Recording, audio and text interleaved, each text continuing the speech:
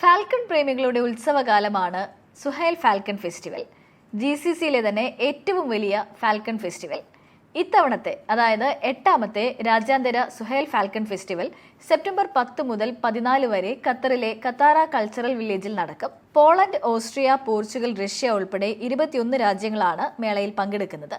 ഇതിനു പുറമെ 300-ലധികം കമ്പനികളും ഈ വർഷത്തെ ഫാൽക്കൺ ഫെസ്റ്റിവലിൽ പങ്കെടുക്കുന്നുണ്ടെന്ന് സംഘാടകർ അറിയിച്ചിട്ടുണ്ട്.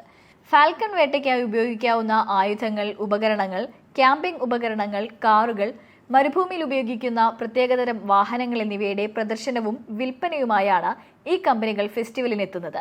ഒപ്പം തന്നെ മുന്തിയ തരം ഫാൽക്കണുകളുടെ വിൽപ്പനയും പ്രദർശനവുമാണ് ഈ മേളയുടെ പ്രധാന ആകർഷണം. സ്ത്രീകളുടെ തൊഴിൽ നിരക്കിൽ G20 രാജ്യങ്ങൾക്കിടയിൽ ഒന്നാമതെത്തിയിരിക്കുകയാണ് Saudi Arabia. National labour observatory പുറത്തിറക്കിയ റിപ്പോർട്ടിലാണ് ഇക്കാര്യം പറയുന്നത്. സൗദിയിലെ തൊഴിൽ വിപണിയിൽ സ്ത്രീകളുടെ വളർച്ചാ നിരക്ക് 5.5% ഉയർന്നിരിക്കുന്നത്. നിരവധി കാരണങ്ങളുണ്ട് ഈ നേട്ടത്തിന് പിന്നിൽ.